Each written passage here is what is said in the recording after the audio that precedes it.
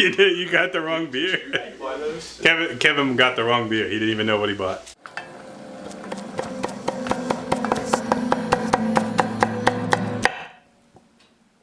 Hi, I'm Phil. Welcome to Pretty Good Cooking. Tonight on the show is not a recipe. It's a celebration of meat.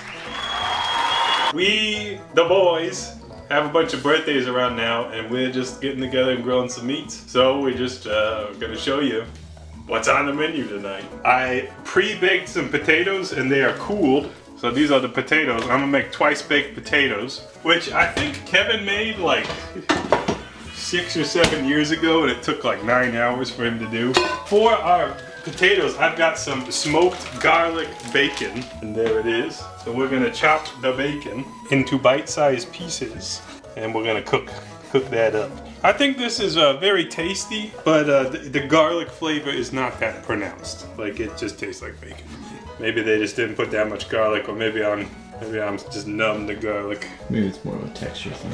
They imbued it with garlic texture? Yeah. I don't think so. That doesn't sound right. Alright, so I'm gonna get that going, and then we're gonna start working on them taters. I cooked the potatoes on this small pan because I don't like washing those big pans, kind of a pain. And now I'm gonna use 2 small pans because I'm gonna chop them in half. If Mr. Sam was here in a timely fashion, I probably would have had him working on this because he wanted to do intern work. Where's Sam? I don't know. I think he's lollygagging. He also might just be lost because the roads shut down due to construction. So here's our tater, and using an implement of our choosing, I'm gonna pull out the cooked potato like we're making a potato skin. Smells good. Smells like potato. Potato smells good. Yeah, this is gonna take a long time. We'll be back. All right, so we got our potato innards, and we're gonna add a little bit of milk. And this is non-homogenized milk, so it's got little bits in it. Also, it has a bottle deposit that is half the price of the milk. We're gonna add some cheese. We're just winging this one. Some sour cream. We got 1 green onion. That's gonna really make the color of these potatoes pop. Also, Sam's here. You don't have anything to say. I'll say something in a little bit. That's fine. And then we're gonna put some of the bacon in there too once it's done. I'm just gonna mash this all together. Also, I should season this, huh? Yeah, I probably should. With some salt. I'll just forego pepper for now. I put some extra pepper in the bacon, and I like to let the peppercorns kind of mellow in the bacon fat, which is pretty yummy. I was gonna put butter too, but I don't think there's any point. And then we got some bacon bits. We're gonna reserve most of these for topping, but I did think it'd be nice to add a few in here into the potatoes themselves. And then all we're gonna do is spoon that into the potatoes. And I think we're gonna have to be a little, I don't know, like potato matter can neither be created nor destroyed, right? So it's probably more, because we added things to it, there's probably more potatoes, so we don't have to be too skimpy. We're just gonna fill those in like so. And if anyone else would care to fill some potatoes, this is good, not very complicated work. I can help. Oh, Sam's jumping in. I was built to do this. All right. Yeah, this is my calling. Can you describe your technique? Well, I do spoon down is what we call it. Otherwise, there's not a whole lot of intelligence going into this technique. But Spoon down, is that like a regional preference? no, I just made it up. I felt like I had to say something, you know. I'm just trimming asparagus. We're gonna eat a little asparagus with our celebration of meat for the pretense of health. Just the pretense. I didn't really explain that the assignment was bring some beer and meat to all of the boys, and maybe everyone should say what they brought. But spoiler, it's mostly steaks. I brought shrimp and beer. I brought a ribeye steak, and I brought some Mexican style lagers. Was your ribeye steak grass-fed? Probably not, but I guess I don't know. Mine is. I bought a porterhouse steak, and I got a duck breast, and there's some chicken sausages, but I don't know if we're gonna. It depends on how much room on the grill there is, and I live here, so there's just beer floating around. I'm seasoning the steaks with Montreal steak seasoning. Montreal steak seasoning by McCormick. It's for steaks and you season them. Oh yeah, good stuff. I'll season the other side with salt or something. I don't know. How's it going over there, Sam? Oh, he's in that home stretch. We're thriving. Do you always season your steaks differently on different sides? I'm asking because I'm genuinely interested. Sometimes, most of the times, I basically just put salt on, and then I cook them. I put pepper on at the end because a lot of times pepper will burn. I'm usually a minimalist with the seasoning, which is why I'm spicing it up with Montreal steak seasoning from McCormick. You going for that sponsorship, corporate sponsorship? No. No. All right, Mr. Sam did a wonderful job in filling these here taters. Oh, a little bacon action. You know, now that I'm thinking about this, maybe we should put the bacon in on the end because we're gonna bake it in the oven and it might burn. So I'll just leave the ones we did. I'm gonna put some more cheese on there. Can I get an amen? Hallelujah. Hey, Kevin, you went like full church lady. Saw that cheese. That's right now. Okay, and those are gonna go in the oven for about 20 minutes or until we decide to take them out. I got them at 400. Oh, those are gonna be good. All right, let's get to grilling. I've seasoned the steaks. We're gonna cook them first because they can just like hang out. I'm gonna put the steaks on the grill. Shit.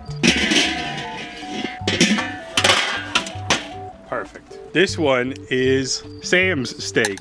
It's a ribeye. This one is John's grass-fed ribeye. This one is the T-bone from Witt Farm. Oh, okay. Am I gonna grill anything else right now? Or nah? Yeah, we don't need it. Maybe I'll crack out the duck titty. Okay, bye-bye steaks. We're grilling them with the cover on for maximum incognito. We're stealth grilling. I'm not going to tell you why, but you can do some calculus as to why we might not want to be seen grilling at this particular time. Discretion. I'm putting the duck boo-boo on. Yes, sir. The fire is very hot over there.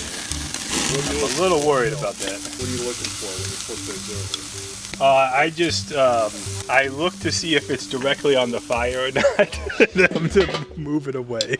No, when I cook a steak on the grill, I don't think in terms of exact times, but I've done it enough times that I'm like, this is around the time when it should be turned or flipped. So it's like a mental I have ideas of a plan for the steak. It's a mental concept of like, oh, it's been like 2 minutes, I need to turn it. You have a concept of a plan? That's what I said, yeah. I slapped some asparagus on the grill after slapping John with a stick. By the way, I threw the bacon grease on the asparagus. And then I'm gonna use this pan, pull the meat off. I probably overcooked it, but that's fine, it's backyard barbecue. Yes, thank you, Arthur. Oh my goodness. Oh my word. You take that to Mama? Or are you just gonna barbecue a stick? He wants you to use it. Thank you. Oh, look, it looks edible. Montreal steak seasoning. I think I'm gonna do foil for the shrimp too, because, you know, like conventionally you might put them on skewers. Kevin did not do that, but I don't blame him. It would have been a lot of work. But I'm a little worried that they'll fall through the grates otherwise. What do you think, Kevin? I think they're too big. You think they're good? Okay, well. Unless they shrink a lot. I specifically got The grilling? grilling. Okay, well, we'll throw them on there. We'll throw them on there. How many shrimps is these, Kevin? 1.2 pounds. You think Kevin just lied to me? Leave your answer in the comments below. I don't think Why would Kevin lie? Kevin whipped up a little marinade for these bad boys. What's in there, Kevin? Soy sauce, olive oil, honey, lemon juice, lemon zest, garlic, red pepper flakes. That's it.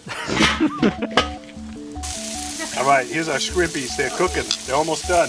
And so is our asparagus. It's just about done too. You can see some of it's a little singed, but that's flavor. That's a little char. Almost time to eat. Shrimp from the Barbie, looking great. And all that's left is to serve things up. The taters done? Yeah, they're done. Just pulled them out. You didn't tell me. You didn't tell the audience? It's not that simple, John. Just want to be done cooking. Calling the fire department. Alright, so what we're going to do for the sharing of the meats is I am going to slice them, which means they will get cold faster, but that's okay. It's really the only practical way we can eat today. Also, the potatoes are done. There they are. They look great. Alright, so here is duck breast first, and I'm hoping I didn't totally overcook it, but I might have. Looks like we got a medium, so a little bit on the more done side, but that's okay. No problem. That's a fun bonus meat. This one is the grass-fed ribeye, and what I can tell you right now, it cuts like butter, and it looks fabulous. Really, really, really nice. I'll also tell you right now, we might have too much meat, if such a thing exists. I was just fiddling around with the porterhouse, and I was able to, like, with my hands, just pull the meat apart, which was amazing. It was a good sign. Someone will have the honor of gnawing on the bone. Vinny. No, not Vinny. So it looks like this one's a little bit more done, at least on the fillet side than on the strip side. Yeah, somehow this one cooked a little bit more. It was pretty interesting. It's like not as, it's actually thicker than that ribeye. Somehow it cooked more. Interesting. And then finally we have the, what do we want to call, the other ribeye. Corn-fed. Corn-fed ribeye. Which I am actually going to split down the middle just because it's so wide, like your mama. I have to say this one looks awesome too. So here's like a more central piece. Looks great. I think I did a pretty good job. So our beautiful presentation today are 3 overlapping piles of meat, which we will all enjoy very much. We've got asparagus, we've got our shrimp, we got a duck breast, and I finished the twice baked potatoes. John was annoyed that I didn't tell him about that, but I had to get dinner done. And it's done, so let's dig in. Okay, let's all start with the corn meat. Corn-fed. Tastes like good grilled meat. And next, grass-fed. It's like a little firmer, maybe a little less fatty, still very good. And finally, the porterhouse. Porterhouse is my favorite. That's a good one. It's probably too hot to sample. Yeah, I'm not a coward. I'll do it. It's good. Yummy. Woo. Very good. I'm eating the shrimp. It's good. Actually, that tastes like a restaurant shrimp. That's really good. Oh, wow. That's real good. Duck breast is good. Everything's good. It's good. I think that's it. I just want to go eat. So that's the celebration of me. Happy birthday to Sam. Happy birthday, late birthday to me. Happy early birthday to John. And happy some other time birthday for Kevin. He's the combo breaker. But we're all happy. Any closing thoughts, fellas? Meat, good. What more can you ask for? Get some meat. McCormick. Seasoning. Write that down. Write that down.